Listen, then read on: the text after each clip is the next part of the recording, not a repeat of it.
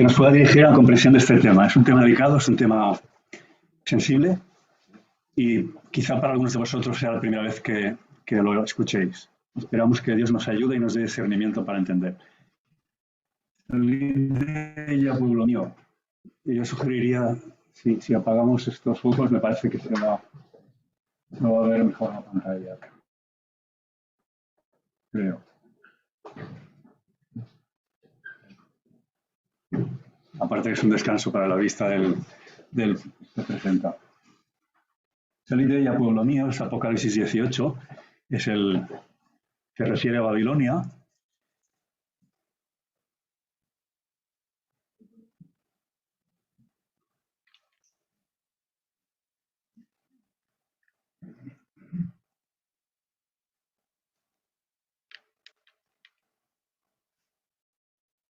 Ahora sí.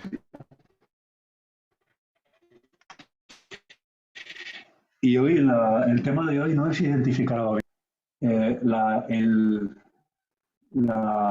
El objetivo de hoy es descubrir cuál es el principio fundamental de Babilonia, cuál es su espíritu.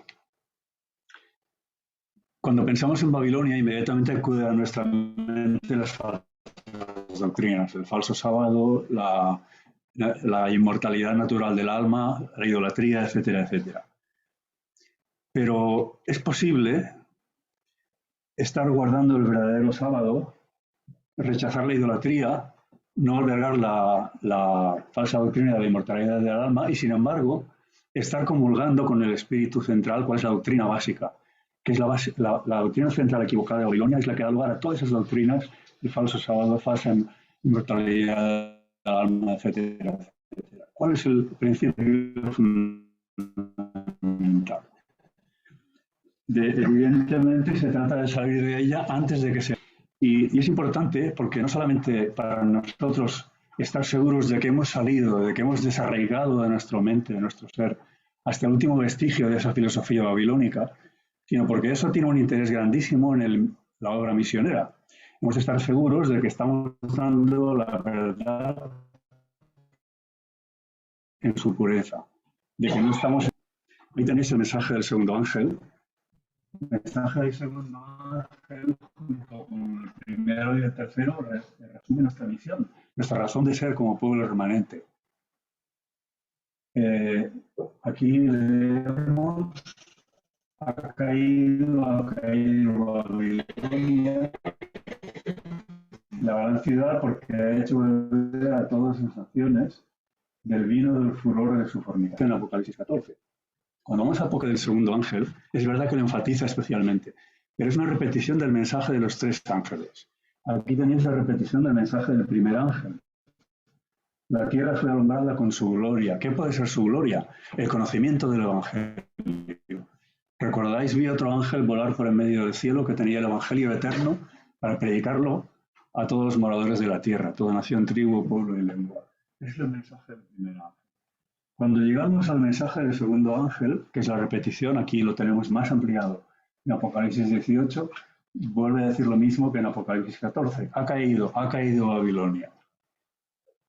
Pero añade algo muy especial, la mención adicional de la corrupción de Babilonia en vista de haberse convertido en habitación de demonios, guarida de todo espíritu inmundo y albergue de toda ave sucia, inmunda y aborrecible.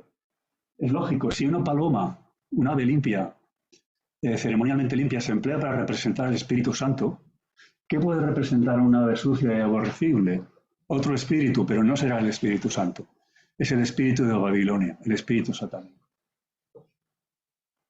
Y ahí tenéis una manifestación en la iglesia emergente actual, que es un conglomerado entre el romanismo medieval, Ignacio de Loyola, y una apreciación de la psicología moderna. Bueno, no hace falta decir moderna, porque la psicología es moderna.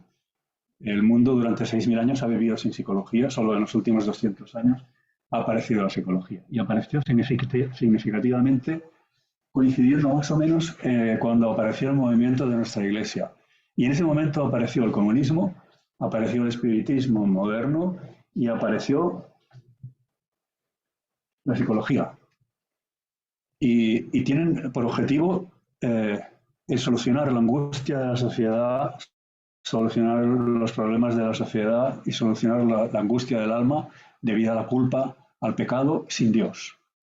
Es una vuelta al centro, a buscar al hombre, ponerlo en el centro y prescindir de Dios. El evolucionismo apareció en ese momento también. Pues bien, salid de ella, pueblo mío. Este mensaje, salid de ella, está el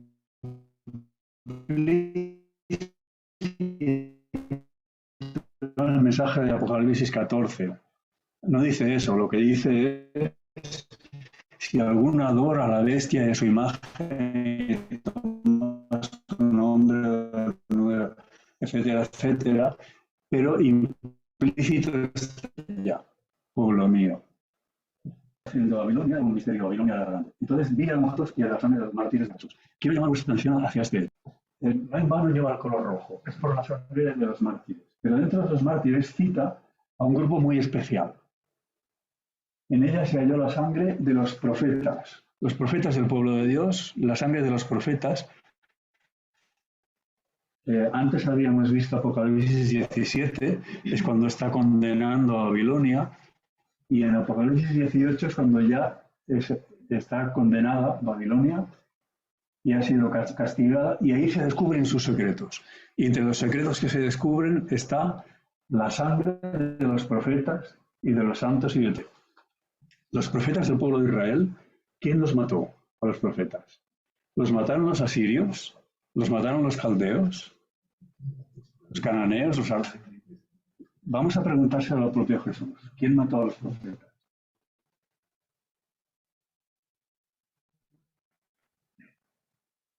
Jerusalén, que matas a los profetas y apedreas a los que te son enviados. Es que tenemos un pequeño problema, ¿no os parece? Al final se destruye Babilonia, se ven todos sus secretos y en los de los profetas. Pero a los profetas no los ha matado los caldeos, los babilonios, los ha matado el pueblo de Dios. Esto quiere decir que no tenemos no solo eso, sino que Jesús anunció no solo que habían hecho eso, sino que seguirían haciéndolo, el pueblo de Dios. Algunos mataréis, crucificaréis, y ahí tenéis una representación del martirio de Esteban. Es decir, que no tenemos ningún grado de inmunidad en cuanto al espíritu de Babilonia.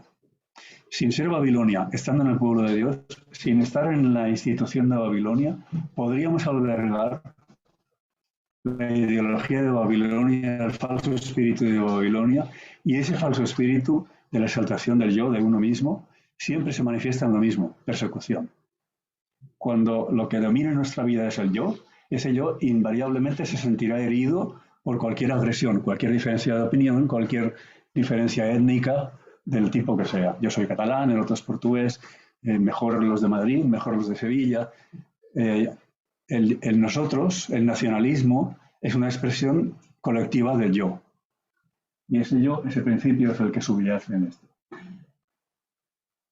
Bueno, el pueblo de Dios nunca fue Babilonia. Esto hemos de decirlo claramente. Y el pueblo de Dios remanente jamás ha sido Babilonia ni lo será nunca.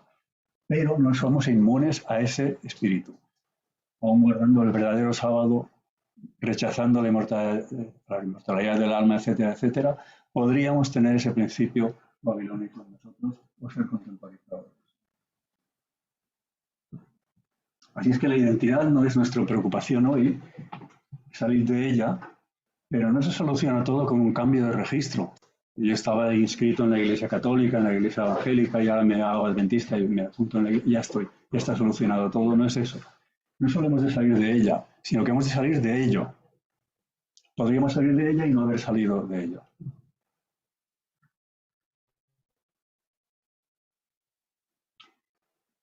La forma de ver de todas las demás doctrinas erróneas es una forma, yo os propongo, muy sencilla, y es ir a la Babilonia literal, la Babilonia del Antiguo, y ver por qué fue destruida.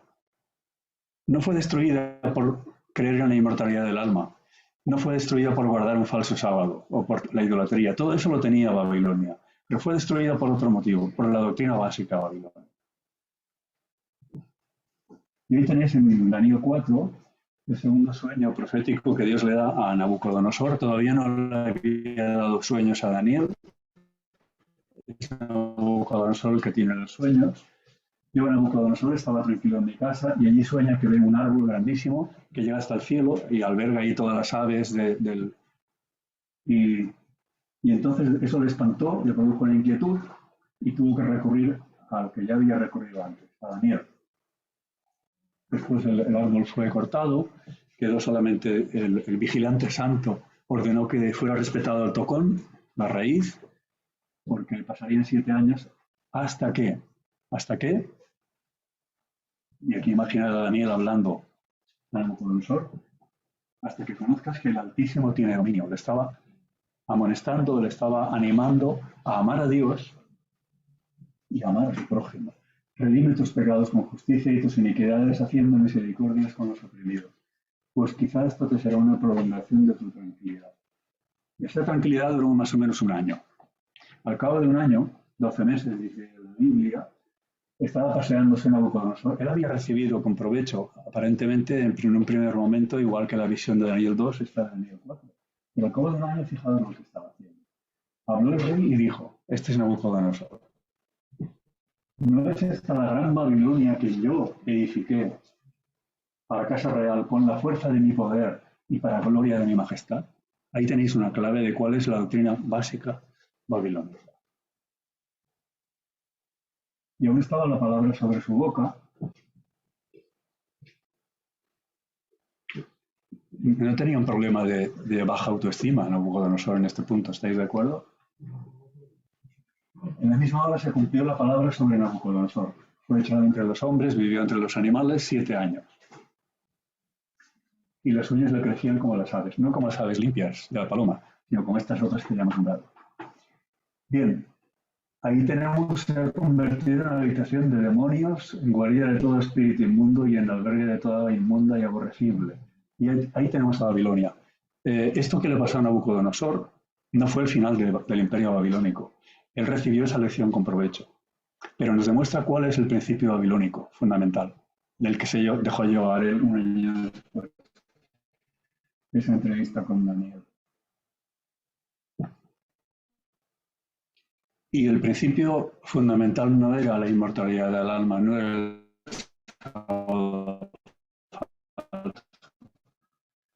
No era este. Yo, mi. Con nosotros, esto lo dice en el capítulo 4 de Daniel.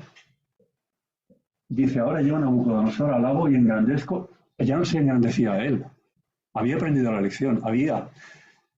Engrandezco al Rey del cielo. Estaba predicando el mensaje del primer ángel. Increíble, pero es así. Teme a Dios y dale gloria, porque la hora de su juicio es llegado.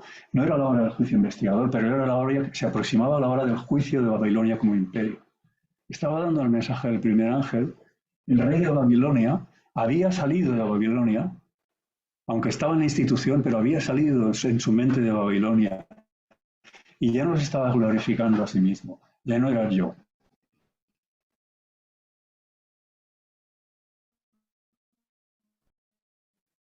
Ahora estaba dando gloria a Dios. Y fue el mayor misionero que ha conocido bien Dios como mi siervo. Era el siervo. Y explica eso.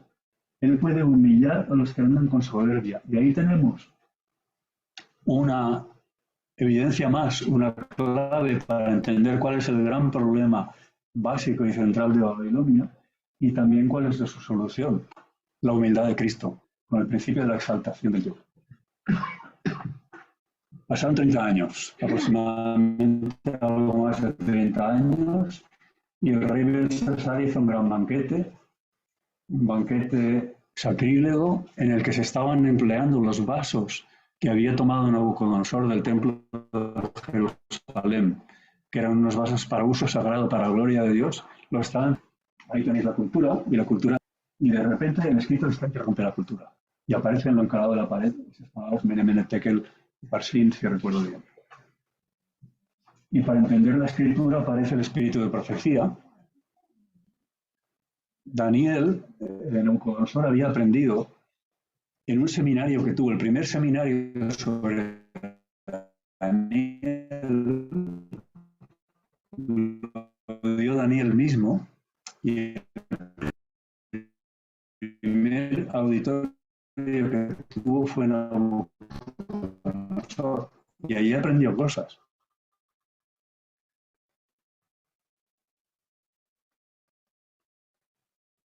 Y aquí aparece de nuevo el espíritu de profecía para ayudar a interpretar.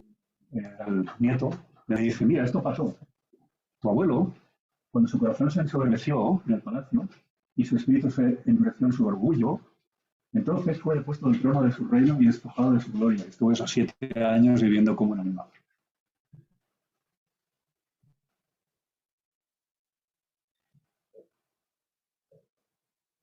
Eso es lo que habíamos dicho antes.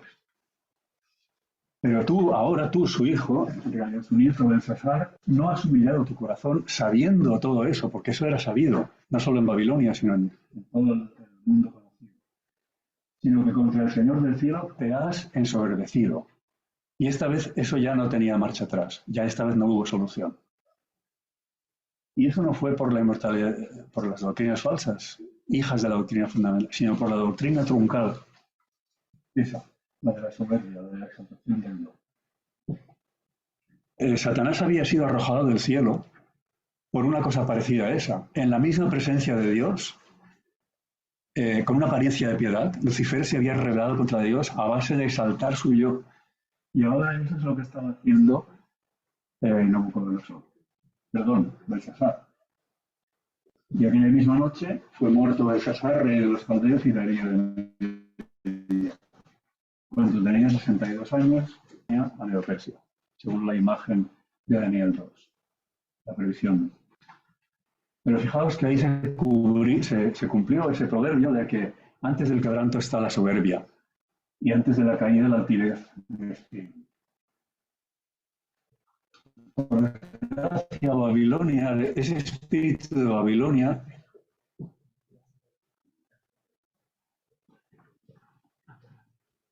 y mirar aquí, no que me marran, es que si no se llame. Ese espíritu de Babilonia nos quedó circunscrito temporalmente al ámbito de Babilonia, ni tampoco terminó cuando terminó Babilonia como imperio, sino que contaminó a todos los imperios que fueron apareciendo después de Babilonia. Y ahí tenéis, por ejemplo, Medo-Persia, el siguiente imperio, se describe a Daniel que se engrandeció. El siguiente, el que lo sigue, Grecia, se engrandeció. ¿Y qué diremos del cuarto? Se engrandeció hasta el ejército del cielo, aún contra el príncipe de la fortaleza se engrandeció. Y eso es una representación digna, exacta, ajustada, de cuál es el espíritu de la Babilonia actual. Ese espíritu es la digna heredera de eso. Pero eso no solo contamina a la Babilonia actual en el sentido de institución, sino que esa entrada del pecado en el mundo no solo afectó a Babilonia y a todo lo que deriva de Babilonia, Roma, hasta llegar a la Roma pagana, Roma papal, Babilonia actual, sino que eso afectó a la propia naturaleza humana, a nuestra naturaleza. Y por eso no somos inmunes a este principio. Ahora, ¿cuál es el autor intelectual de ese principio? ¿Quién es el padre de ese principio? Fijaos, en Isaías 14, subiré al cielo, levantaré, subiré, seré semejante al Altísimo, pero eso sí, Isaías 14, también Ezequiel 28, podemos leerlo, pero si vamos a Isaías 14, el versículo 4, ¿cómo define a Lucifer? Pronunciarás este proverbio contra el rey de Babilonia. El reino de Babilonia tiene un rey, y ese rey no está aquí, no es un rey visible, está aquí, pero no es un rey visible. Es el propio diablo, es el principio de él. De hecho, esa torre de Babel que se edificó en esta tierra después del diluvio, no empezó en la tierra, empezó en la imaginación de Lucifer en el cielo al lado del Altísimo, cuando él empezó a subiré, levantaré, seré como... Y por desgracia ese principio no quedó reducido a un problema en el cielo, sino que vino a esta tierra. Y le dijo a nuestra primera madre, a nuestros primeros padres, Adán y Eva, no moriréis, pero Dios sabe que el día en que comáis de él, el árbol prohibido, serán abiertos vuestros ojos y seréis como Dios. Es decir, ahora el centro ya no será Dios, el centro seréis vosotros. Vosotros sois la regla, la norma del bien y del mal. Lo que a vosotros os parezca bien, el deseo es la ley suprema. No solo eso, sino que no moriréis, porque vosotros sois intrínsecamente inmortales. Es decir, no dependéis de Dios. Desvinculaos de Él, porque ahora vosotros podréis llegar a una existencia superior. Y fijaos que hay un principio importante ahí.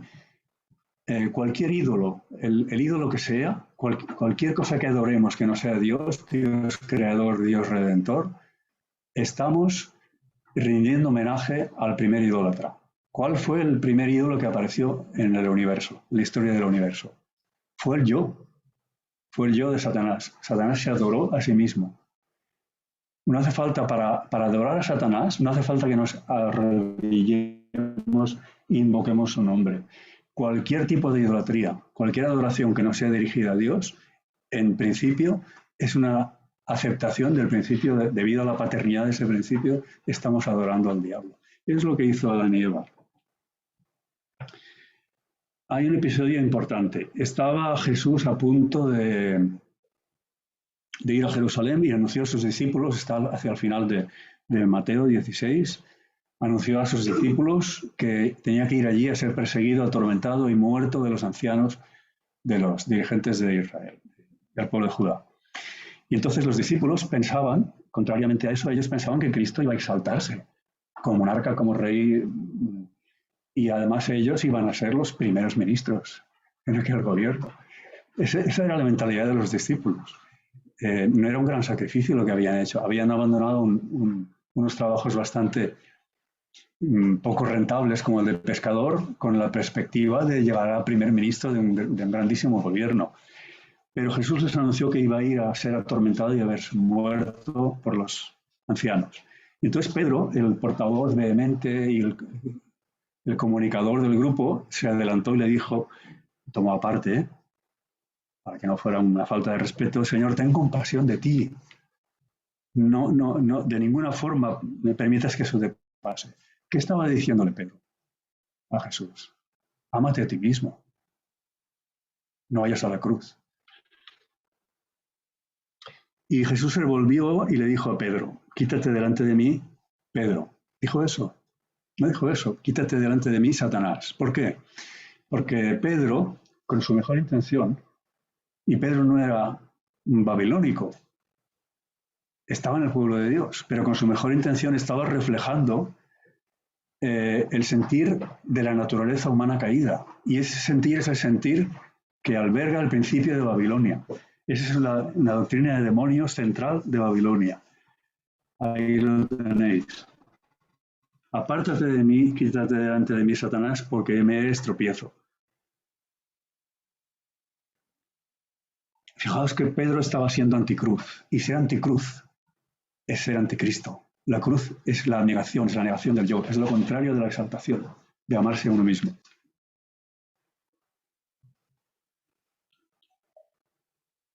Inmediatamente, el diálogo no está interrumpido, inmediatamente Jesús los reunió a los discípulos y les dijo, si alguno quiere venir en pos de mí, niéguese a sí mismo. Eso es lo contrario de ámese a sí mismo, ¿nos parece? Tome su cruz y sígame. Cada vez que he presentado este tema, invariablemente siempre alguien me ha citado Mateo 22:39, donde a Jesús le preguntaron cuál era el gran mandamiento de la ley y él dijo, el primero es amar a Dios y el segundo amar al prójimo como a ti mismo. Algún predicador famoso debe haber esparcido la idea de que para amarse a sí mismo, para amar a Dios, al prójimo, primero hay que amarse a sí mismo. Realmente es una lógica bastante errática, bastante rara, porque sería como decir que para ser dadivoso, primero uno tiene que ser egoísta. O que para ser humilde, primero uno tiene que ser orgulloso. Pero como es siempre me han hecho esa pregunta, vamos a dedicar un minutito o dos a eso, a responder a eso. Amarás a tu prójimo como a ti mismo contiene un mandamiento que consista en amarse a uno mismo. Eso es lo que pasa cuando quitamos el prójimo. la cosa queda así, amarás a ti mismo. Pero hemos de quitar al prójimo de la ecuación para que eso se pueda entender así. Podemos preguntar a Jesús y Jesús nos responderá, porque él es la fuente de verdad. Recordáis que en otro episodio, estaba unos capítulos antes, Mateo 19, se entrevistaba con el joven rico y que le preguntó qué tengo que hacer para obtener la vida eterna, etc. Y entre otras cosas Jesús le dijo, honra a tu padre y a tu madre, y luego le dijo, amarás a tu prójimo como a ti mismo. Es lo mismo que hemos leído en Mateo 22, ¿nos parece? Pues vamos a ver cómo sigue el diálogo, que se amara a sí mismo o si le estaba pidiendo que se negara a sí mismo. Versículo 21, si quieres ser perfecto, anda, vende lo que tienes y háselo a los pobres. Luego, ¿cómo explica eso Jesús? Amarse a tu prójimo como a ti mismo consiste en amarse a sí mismo o en negarse a sí mismo. ¿Qué os parece? ¿Lo explica claramente Jesús? Yo creo que sí. En los últimos días, dice Pablo, escribiendo a Timoteo, vendrán tiempos peligrosos y hay una lista de horrores. Y de todos los horrores, el primero de ellos, habrá hombres, seres humanos, amadores de sí mismos. Avanos, vanidosos, soberbios. Ahí a la derecha tenéis una imagen de la ayuda a ti mismo. Pero dice, tendrán apariencia de piedad. Tener apariencia de piedad significa tener una apariencia cristiana. O adventista, si queréis. Y ahí tenéis una buena artista en España, gran pianista, gran compositora y gran cantante. Creo que es famosa porque estuvo en Eurovisión. Y este es un recorte del periódico. Y ella dijo eso, me quiero mucho a mí misma. Siempre he tenido la autoestima muy bien. Eso yo no lo digo para desprestigiar a la pobre señorita o señora, lo que sea, lo que más se adapte, lo que mejor se adapte, porque realmente, con toda probabilidad, ella no ha tenido la ocasión de conocer el principio de la cruz de Cristo, de la humildad, de la abnegación. Pero refleja el espíritu de Babilonia tal cual está en el mundo.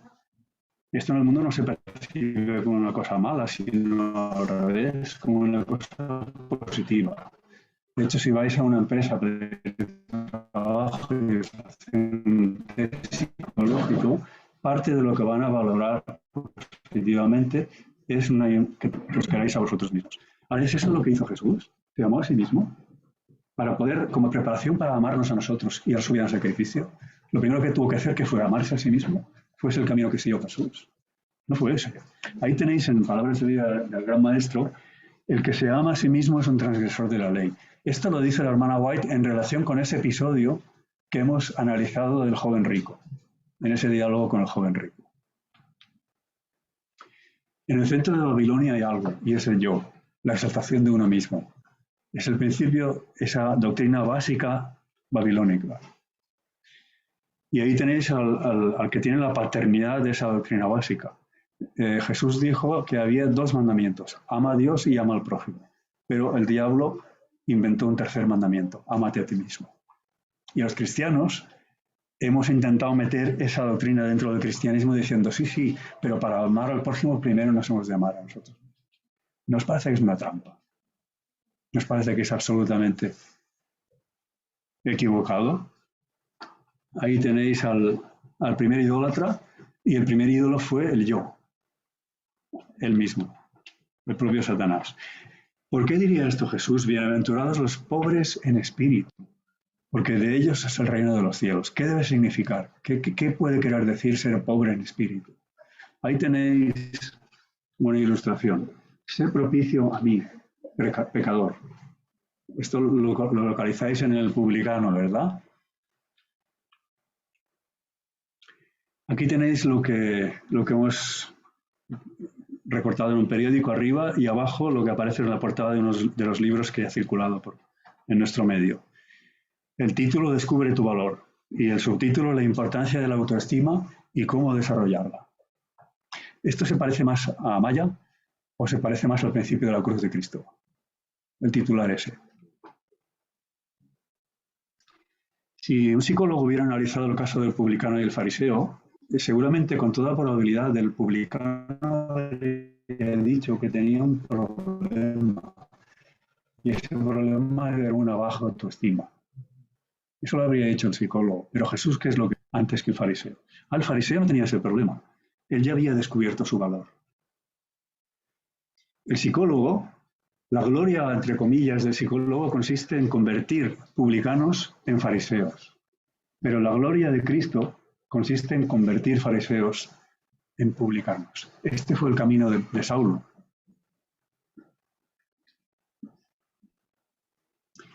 Ahí tenéis los dos principios que destacó Jesús: amor a Dios, amor al prójimo. Y enfatizó, el primero empleó los ordinales, el primero amar a Dios y el segundo semejante a este.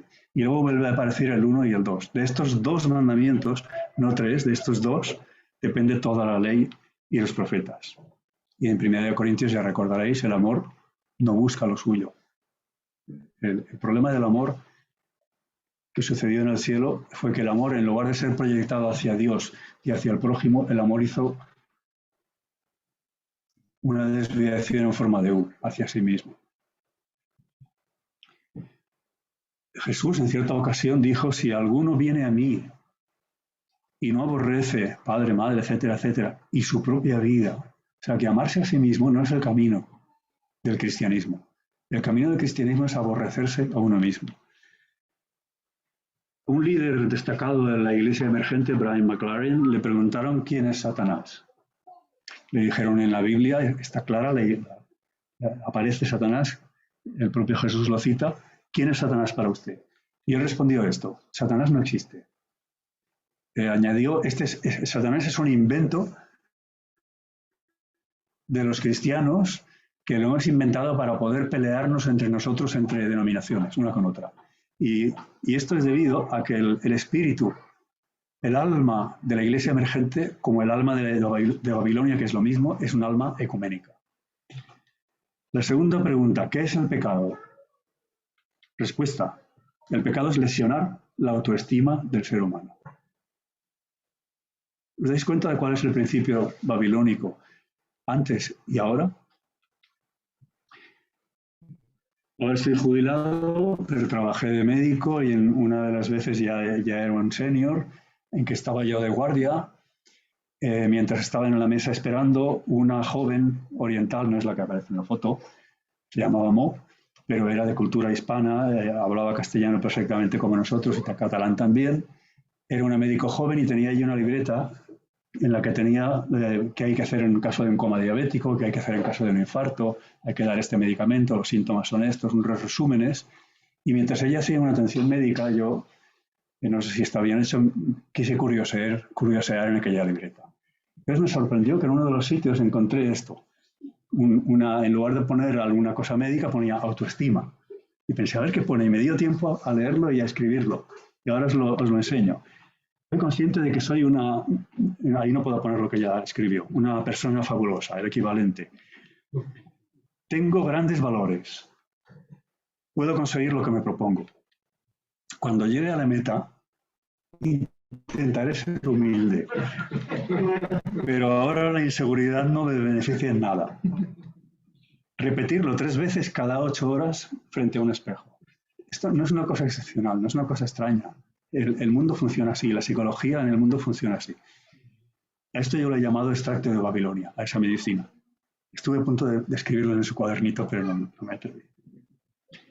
Jesús dijo, llevad mi yugo sobre vosotros y aprended de mí, que soy manso y humilde de corazón, y hallaréis descanso para vuestras almas. Ese reposo, ese descanso, esa paz, ese equilibrio que buscaba la pobre doctora no está en la autoestima. No está en el enorgullecimiento, en el amarse a uno mismo. Está en aprender de Cristo, que fue manso y humilde. Debemos que nadie tenga más alto concepto de sí del que debe tener, sino que piense de sí con cordura, conforme a la medida de fe que Dios repartió a cada uno. No hay nadie que no tenga una medida de fe repartida por Dios. La fe no nos pone en situación de ventaja respecto a nadie en el mundo. La fe es el antídoto a la exaltación personal. La fe es lo contrario, es la humildad. Es confiar en que no somos nada, no tenemos nada y todo lo hemos de recibir de Dios, que lo tiene todo y nos lo da todo. escribió esto la hermana White en la página 456 de Testimonios para los Ministros. ¿Qué es la justificación por la fe? Es la obra de Dios que abate en el polvo la gloria del hombre. Por eso el Evangelio no es muy apreciado en el mundo, porque va en contra de ese principio que afecta a nuestra naturaleza, que afecta a la institución babilónica y que nos amenaza a todos. Es la obra de Dios que abate en el polvo la gloria del hombre, haciendo por el hombre lo que el hombre es incapaz de hacer por sí mismo. Entender que la fe, la justificación por la fe, es lo contrario de ese espíritu de la exaltación de Dios. Ahora, cuando venga el Hijo del Hombre, preguntó Jesús, ¿hallará fe en la tierra? No hay duda ninguna de que encontrará mucha autoestima y mucho amor a sí mismo, eso seguro. Pero hallará fe, gracias a Dios la encontrará. Aquí está la perseverancia de los santos, los que guardan los mandamientos de Dios y la fe de Jesús. No en muchos lugares, no en muchos sitios, pero habrá un remanente en el que sí encontrará fe. Los 144.000, ese grupo, que no sabemos si es literal o simbólico, yo creo que es simbólico, pero ahí estarán. Leemos en Habacuc 2.4, aquel cuya alma no es recta se enorgullece. La rectitud, la justicia por la fe es exactamente el contrario del antagonista, lo opuesto. Pero el justo, por su fe, vivirá. Haya pues este sentir que hubo también en Cristo Jesús. Se despojó de sí mismo, se deshizo de todo atributo divino, se humilló a sí mismo hasta la muerte y muerte de cruz. Siguió el camino contrario que había seguido Satanás en su exaltación. Jesús es la condescendencia. Y ese es el espíritu de Cristo, la cruz, el principio de la cruz. Y pasamos al espíritu de profecía. Y vamos a leer unas citas, os voy a leer 3.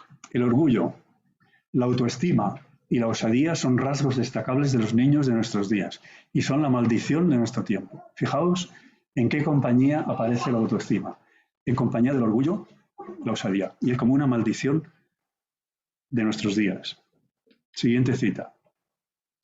Cuando el corazón se descuida, crecen sin control las semillas venenosas, y fijaos la compañía, del orgullo, la autoestima y la autosuficiencia. Siguiente. ¿Se aferrará alguien a su propia justicia? La propia justicia es lo contrario de la justicia por la fe. ¿Recordáis? Filipenses 3, propia justicia, sino con la justicia que es de Dios, que viene de Dios por la fe. ¿Dejará alguien de apreciar cuán precioso es Cristo? La autoestima solo puede medrar cuando no conocemos a Cristo. El que conoce a Cristo, ahí no hay autoestima. ¿Habrá alguien cuyo corazón no se rinda al amor de Jesús? ¿Conservará alguien una partícula de autoestima? Según eso, según lo escrito por la hermana White, ¿hay algún grado aceptable de autoestima? ¿Hay alguna posible sana autoestima? Hay un problema, y es que yo, fijaos que al revés de lo que suelo hacer siempre, no os he dado las citas de los libros traducidos, sino os he dado la cita del original. Y la traducción la he hecho yo. Porque en ninguna de esas citas, en las traducciones al español, aparece la palabra autoestima. Eso es grave y es importante que lo conozcáis, porque leyendo la literatura traducida de la hermana White es imposible que comprendamos cuál es el mensaje que ella dio, que es un mensaje claro y diáfano sobre la autoestima.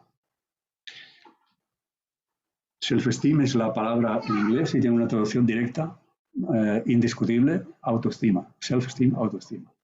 Pero por el motivo que sea, y no somos jueces, decidieron no traducir eso en ninguno de estos 3 sitios, ni en la inmensa mayoría de lugares de la literatura de la hermana White en español. Esto que os enseño, Robert Schuller es uno de los famosos dirigentes de la iglesia emergente, de los dirigentes de las grandes mega iglesias, giga iglesias. La suya, Crystal Cathedral, si recuerdo bien, tenía más de 10.000 miembros. Al final se cerró porque fue a la ruina. Pero él era amigo, íntimo amigo de un psicólogo, de hecho el jefe de la Academia de Psicólogos en Estados Unidos, que se definía como ateo. Y Schuller reconoció que él había tomado de su amigo psicólogo gran parte de lo que él predicaba y de lo que él incorporaba a su evangelio. Y él escribió 30 o 40 libros, pero uno de ellos es este, y se titula así, La autoestima, la nueva reforma. No os leeré todas para que no sea largo, pero os leeré al menos la primera. Mientras que la Reforma del siglo XVI puso el foco en la Sagrada Escritura como única regla de fe y práctica, la nueva Reforma nos enfocará en el sagrado derecho de cada persona a su autoestima. ¿Veis cuál es la doctrina desenmascarada central de esas doctrinas de demonios? El pecado es cualquier acto o pensamiento que me robe o robe a algún otro ser humano la autoestima. La persona está en el infierno cuando perdió su autoestima. La autoestima o el orgullo por ser humano es hoy la mayor y más básica necesidad para la raza humana. La teología clásica ha errado en su insistencia de centrarse en Dios, en lugar de centrarse en el hombre.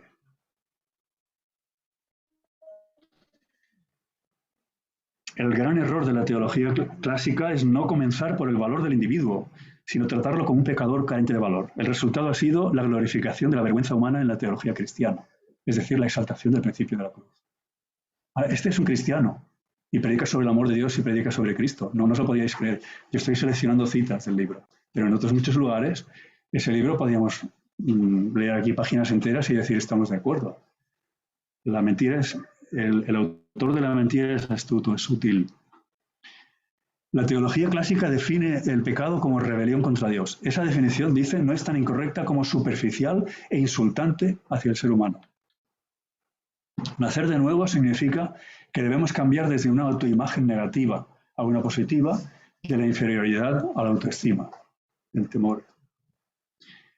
El plan maestro de Dios gira en torno a las más profundas necesidades de los seres humanos: la dignidad, el respeto propio, el valor propio y la autoestima.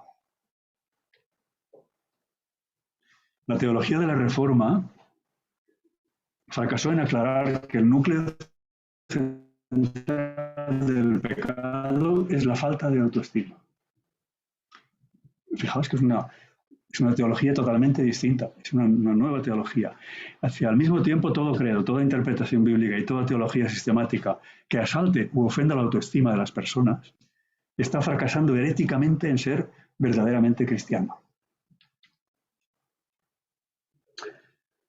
Y ahora vamos a citar, pasa algo terrible con la traducción. Entendámonos, lo que voy a decir no afecta para nada a la integridad del espíritu de profecía ni afecta a la integridad de nuestra institución White State, custodios fideicomisarios del patrimonio White. Afecta a las traducciones al castellano que han hecho del espíritu de profecía, en lo que respecta al asunto de la autoestima. Yo no sé quién fue el traductor, no podemos saber quién fue el traductor, ni los cambios que introdujeron, ni tampoco podemos aún menos analizar los motivos. Pero una cosa sí sé, y es que cuando no estamos iluminados por el Espíritu Santo, somos capaces de hacer con nuestra mejor voluntad, creer que estamos sirviendo a Dios y estar sirviendo al Dios de Babilonia.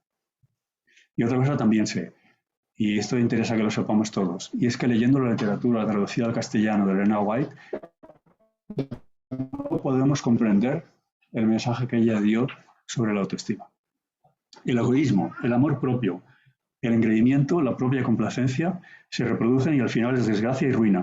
Todos diríamos amén, está muy bien dicho, yo estoy totalmente 100% de acuerdo con eso. Hay un problema, y es que la hermana White no escribió engreimiento, escribió eso, autoestima. Sería esta: el egoísmo, el amor propio, la autoestima. Fijaos qué compañeros tiene la autoestima, el amor propio y el egoísmo. ¿Creéis que hay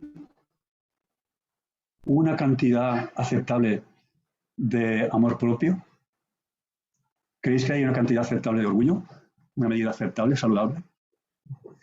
El egoísmo, el amor propio y la autoestima llevan a la desgracia y a la ruina. Si leyéramos lo que escribió la hermana White, entenderíamos que la autoestima no es tan buena como nos la presenta el espíritu de Babilonia infiltrado en el cristianismo. Pero esa verdad ha quedado silenciada.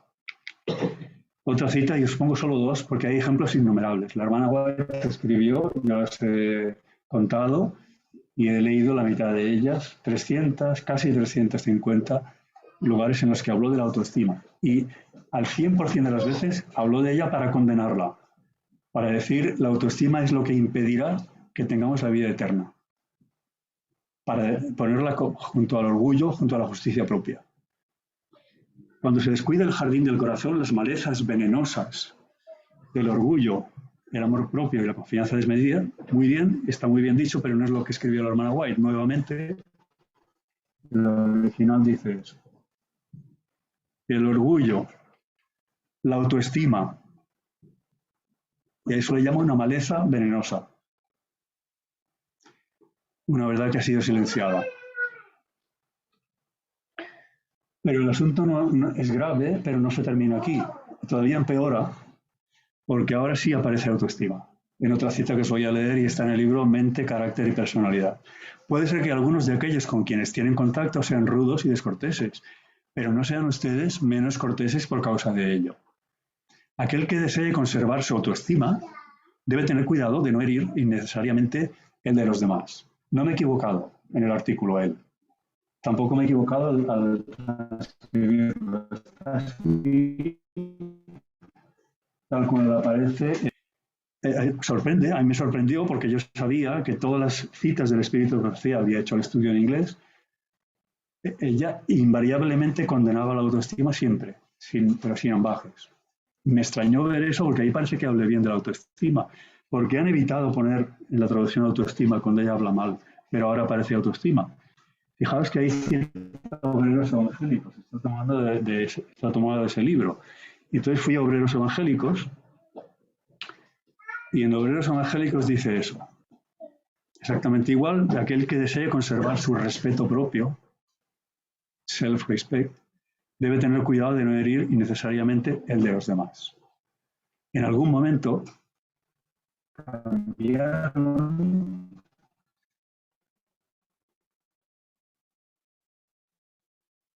luego el respeto propio, que es lo que había escrito la hermana White, pusieron autoestima. Pero se olvidaron de cambiar el artículo para no herir innecesariamente el autoestima de los demás. Respeto propio. De eso la hermana White invariablemente habló de forma positiva. Yo tengo el libro Mente, Carácter y Personalidad, la edición de 1999. Esta es una foto que os pongo del libro. Y es curioso, porque ese libro, la edición que yo tengo es de 1999, 8 años después, en 2007, se hizo otra nueva edición con unas tapas más bonitas, pero no es una nueva traducción, es todo idénticamente, excepto donde antes ponía respeto. Para mí es doloroso decir eso, para mí fue muy doloroso descubrirlo, pero es la verdad, y aunque sea una verdad triste, si nos hemos de avergonzar es mejor que nos avergoncemos ahora, hoy, de lo que hemos hecho, y que no que nos tengamos que avergonzar cuando sea demasiado tarde. Allí, en el capítulo 28, por ejemplo, a la izquierda está la foto de mi libro, y a la derecha lo que aparece en el software del CD. Fijaos bien, respeto propio, título del capítulo, autoestima. Desarrollar el respeto propio se cambió por desarrollar la autoestima. Mantener el respeto propio, mantener la autoestima. Es decir, si leemos en la traducción lo que la hermana White dijo, tendremos la impresión de que la autoestima es una cosa buena y de que no es una cosa mala. ¿Cómo es posible que hayamos podido dejar esa impresión? Esto que os reproduzco aquí aparece en el CD también, es la edición esa del 2007. ¿Ahora es lo mismo el respeto propio y la autoestima? No es lo mismo. Es tan diferente como el que aparece a vuestra izquierda y el que aparece a vuestra derecha.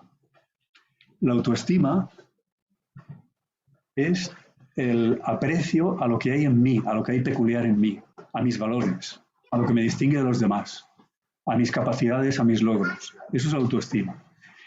El centro de la autoestima es yo, es el yo, es el principio babilónico por excelencia, la doctrina de demonios propia del Lucifer revelado. El respeto propio está centrado en Dios. Nos respetamos a nosotros mismos por dos motivos. Fundamentalmente porque hemos sido creados por Dios y porque hemos sido redimidos, creado por Dios y redimido por Dios. La respuesta a eso no es amarse a sí mismo, sino es amar a su Creador y amar a su Redentor. Y no solo eso, sino amar a todos los demás que su Redentor ha redimido. Y eso no nos distingue de los demás. Y ahí la jactancia queda excluida. ¿Cuál fue la reacción de Job cuando conoció más estrechamente a Dios? De oídas te había oído, pero ahora mis ojos te ven. Por lo tanto, me amo a mí mismo. No, no es eso. Me aborrezco y me arrepiento en polvo y ceniza. Ese es el camino cristiano. Camino a Cristo. En presencia del carácter puro y sin mancha de Cristo, el transgresor se aborrece a sí mismo. Siguiente párrafo. El alma así conmovida odiará su egoísmo y amor propio, y mediante la justicia de Cristo buscará la pureza de corazón que armoniza con la ley de Dios y con el carácter de Cristo. Siguiente párrafo. Esto se refiere a Pablo. Cuando vio la naturaleza espiritual de la ley, se le mostró el pecado en todo su horror y su autoestima se desvaneció. Self-esteem es lo que escribió la hermana White en el original, pero en nuestra traducción castellana no dice eso. Han traducido otra cosa. Llegamos a nuestro pueblo, la Odisea. La Odisea no tiene nada malo. El nombre de la Odisea significa pueblo del juicio o juicio del pueblo. Es un buen nombre. Lo malo de la Odisea es la tibieza y otras cosas. Tú dices, yo soy rico y me he enriquecido, de ninguna cosa tengo necesidad. El nosotros, fijaos que el nosotros es la expresión colectiva del yo. Y ese es el problema de la Odisea. La Odisea no es Babilonia, nunca lo ha sido, nunca lo será. Pero podría no haber reconocido cuál es ese principio y no haberlo expulsado como hizo Saulo cuando se convirtió en Pablo. Y el testigo fiel dice, y no sabes que tú eres un desventurado, miserable, pobre, ciego y desnudo. Y el problema está ahí, en el yo y en el tú. Ese es el problema. Pero vamos a acabar como una nota alegre. Y quiero que veáis cuál es el principio del Evangelio y cuál es el valor del nosotros y del yo en el plan de la salvación. Este es un sermón que predicó A.T. Jones en eso que veis ahí, el encabezamiento. Y es una alegoría del día del juicio, cuando Jesús separe a la derecha las ovejas, a la izquierda los cabritos. Dice, en este día habrá dos grupos. Ante la puerta cerrada, quiero que veáis cuál es el valor del yo y cuál es el valor del nosotros en la salvación. Ante la puerta cerrada, algunos querrán entrar y dirán, Señor, ábrenos, queremos entrar. Alguien les preguntará, ¿qué habéis hecho para entrar aquí? ¿Qué derecho tenéis para entrar en la heredad? Responderán, te conocemos bien, hemos comido y bebido en tu presencia, tú has enseñado en nuestras calles. Sí, además, hemos profetizado en tu nombre, y en tu nombre hemos echado demonios y hemos hecho muchas maravillas. Señor, ¿no es eso evidencia suficiente? Ábrenos la puerta. ¿Cuál es la respuesta? Apartaos de mí, obradores de maldad. ¿Cuáles fueron sus razones? Nosotros hemos hecho muchas y grandes cosas. Nosotros somos buenos. Nosotros somos justos. Ábrenos la puerta. Pero allí de nada valen nosotros. Habrá otra compañía en ese día, una gran multitud que nadie puede contar, de entre toda nación, tribu, pueblo y lengua, dispuesta a entrar por las puertas. Y si alguien les pregunta, ¿qué habéis hecho para entrar aquí? ¿Qué derecho tenéis para entrar en la heredad? Su respuesta será, oh, no he hecho nada en absoluto para merecerlo. Soy un pecador dependiendo solo de la gracia del Señor. Era tan desgraciado, tan rematadamente cautivo, estaba en tal esclavitud que nadie hubiese podido librarme excepto el Señor mismo. Tan miserable que todo cuanto podía hacer era tener al Señor siempre a mi lado para consolarme. Tan pobre fui que tuve que pedir constantemente al Señor. Tan ciego que solo el Señor pudo hacerme ver. Tan desnudo que nadie pudo vestirme sino el Señor mismo. Todo cuanto puedo aducir es lo que Jesús ha hecho por mí. Pero el Señor me ha amado. Cuando en mi desesperación clamé, Él me libró. Cuando en mi miseria busqué amparo, Él me consoló sin cesar. Cuando en mi pobreza le pedí, Él me dio riquezas. Cuando en mi ceguera le pedí que me mostrara el camino, Él me llevó a todo lo largo de la senda y me hizo ver. Cuando estuve tan desnudo que nadie podía vestirme, me dio este manto que llevo puesto. Y así, todo cuanto puedo presentar, lo único que me permite la entrada es nada más que lo que Él hizo por mí. Si eso no es suficiente, entonces me quedaré sin entrar, y eso me parecerá justo. Si soy dejado fuera, no tengo ninguna queja que hacer. Pero, ¿Acaso eso no me dará entrada en la heredad? Pero una voz dice, hay personas muy particulares aquí y querrían estar satisfechas con cada uno de los que entren. Tenemos a 10 examinadores. Cuando consideran a un hombre y dan el visto bueno, entonces puede pasar. ¿Estáis dispuestos a que examinen vuestro caso? Entonces responderemos, sí, estoy dispuesto a pasar el examen que sea necesario, puesto que incluso si soy dejado afuera, no tendré queja alguna. Dejado a mí mismo, estoy perdido de todas maneras. Está bien, llamaremos a los 10. Al llegar estos declaran, sí, estamos perfectamente satisfechos con él. La liberación que obtuvo de su esclavitud es la que trajo nuestro Señor.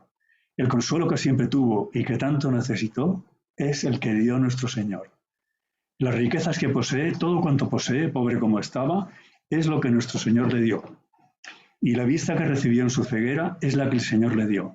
Solo ve lo que es del Señor. Y desnudo como estaba, esta vestidura que lleva es la que el Señor le dio. El Señor la tejió, es toda ella divina. Es solo Cristo. Sí, que entre. En ese momento, de forma espontánea, la congregación se puso en pie y empezaron a entonar un himno.